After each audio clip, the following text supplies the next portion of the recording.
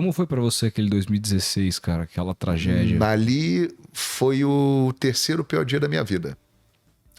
Só foi o terceiro porque não foi pior que o dia que a minha mãe morreu e que o meu pai morreu. Tirando a morte dos meus pais, nossa, horrível. Não tenho né, nem... cara? Você perdeu muitos amigos ali, né? Todos que estavam ali É. eram pessoas do bem, pessoas boas. Você poderia ter estado lá se você fosse escalada. Qualquer um Fox, de nós. Qualquer um de nós. Mas Vitorino Sherman, né? é Monstro o de destino. repórter. Das pessoas que ali estavam, eu era amigo de todos, mas os que eu mais tinha proximidade e afinidade, até mesmo por questões de trabalho, porque nós trabalhamos muito juntos, era o Vitorino e o Mário. A gente tinha meio que um trio na Fox, assim, a gente fazia os jogos juntos. Então, até eles morrerem, eu acho que 90% dos jogos que eu fiz na Fox, eu fiz com os dois. Então, criou-se uma amizade, uma afinidade ali muito grande, né? E eram dois caras... Vitorino era também muito inteligente, muito competente, né? Mas... fazer o quê, né? Mistérios da vida, né, cara? São É situações... isso, chegou a hora, eles tinham que estar ali naquele momento, né? É uma história que quando a gente vai sabendo o que aconteceu de verdade, a gente fica revoltado, né? Revoltado, Porque sem dúvida. Sem dúvida. tudo poderia ter sido evitado, mas infelizmente era para ser. Mas eles estão eternamente na nossa lembrança. Ah, sem dúvida. Muitas vezes eu faço um jogo, eu olho pro campo e eu vejo o Vitorino lá. É. Eu olho pro lado, eu vejo o Mário Sérgio comentando o jogo comigo. Paulo Júlio Cleman, grande figura. Pois Deva, extraordinário narrador. O Jumelo, o Rodrigo. O Jumelo, poucos meses antes da tragédia, eu tive com ele na Olimpíada do Rio. A gente fez todos os dias, a gente trabalhou todos os dias juntos. 17 dias juntos. O Rodrigo Câmara que foi, a gente fez muitas viagens, fez Real Madrid e Barcelona juntos no Bernabéu, pô, Libertadores da América, viajando pelo continente todo, México, quando os mexicanos participavam. É muito triste, cara. Chegou na Eu não rádio. sei nem o que falar disso aí, é muito triste. Você chegou a narrar Jogos da Chape naquela campanha histórica? Ou não? Não, eu narrei... Aí é que tá. Por isso que eu não tava lá. Porque eu não narrei. Quem narrou foi o Deva. Que estava. Exatamente.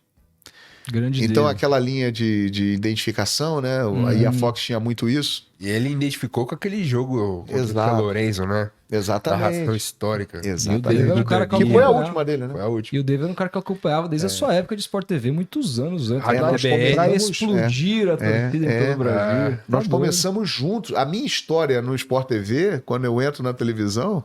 Ele era um grande santista, não era? era Santista Deva. Grande santista. Quando eu entro na televisão, tem tudo a ver com o Deva.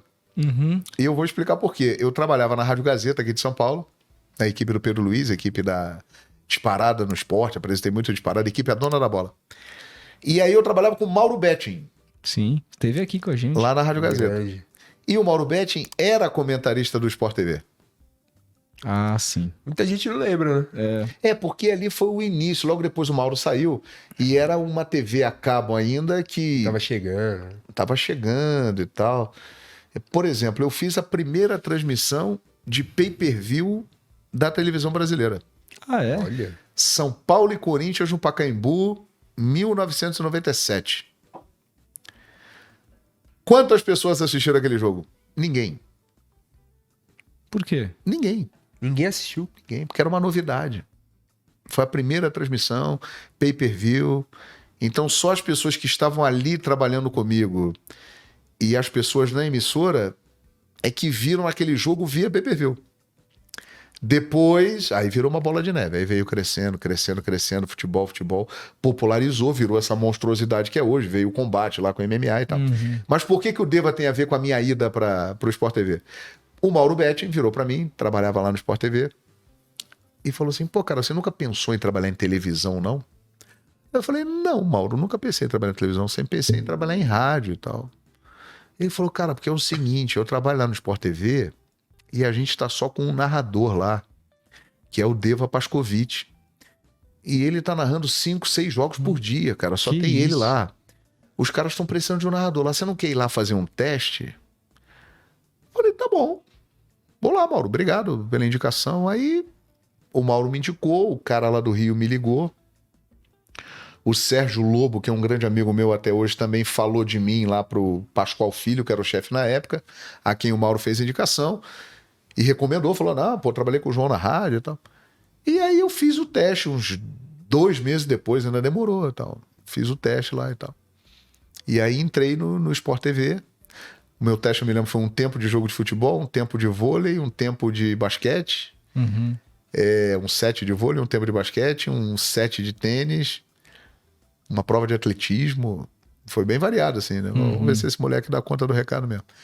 E aí, depois de algum tempo, me ligaram, ó, você vai narrar amanhã o jogo tal, Olímpicos e Suzano, Campeonato Paulista de 1997. E ali eu entrei na televisão e passei a dividir com o Deva. Então o Deva fazia 2 jogos por dia, eu fazia 2 jogos por dia. Isso nos primórdios do Sport TV, que em São Paulo era um núcleo muito pequeno e já tinha uma base maior no Rio de Janeiro, já com o Luiz Carlos Júnior, com o Luiz Carlos Pereira, que agora é Lucas Pereira, com o Sérgio Maurício, com o Eusébio Rezende, todos já estavam lá. E em São Paulo éramos eu e Deva. É. E ali foi o meu início na televisão. Eusébio, e que eu tem tudo gostaria a ver. muito que viesse, porque o Eusébio, cara, ele foi o cara que Aham. narrou praticamente a carreira do Guga inteira. Cara. Narrou. E, eu aprendi muito, eu sou apaixonado por tênis, eu devo a Eusébio Rezende e a Dácio Campos, que na Sensacional, época grande era o dupla, hein? comentarista, cara.